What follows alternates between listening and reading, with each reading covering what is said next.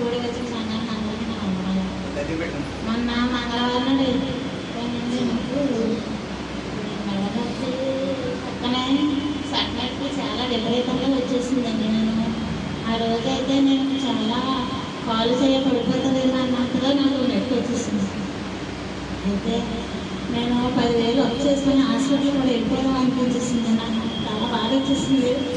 అంతలోగా మా అబ్బాయి శ్రీధర్ గారు హాస్టల్ గారికి ఫోన్ చేసి మా అమ్మగారికి అసలు ఒంట్లో బాగుంది, కాలు చేయ పడిపోయాను, నాకు తల లాగానంటే హాస్పిటల్కి వెళ్ళిపోతాను అంటుందండి.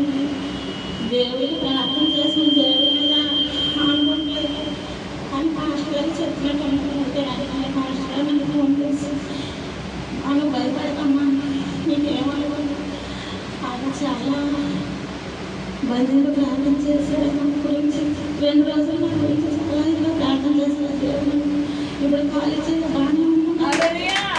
దేవుడు సంతోషించారు. ఈ సంఘటన దేవుడు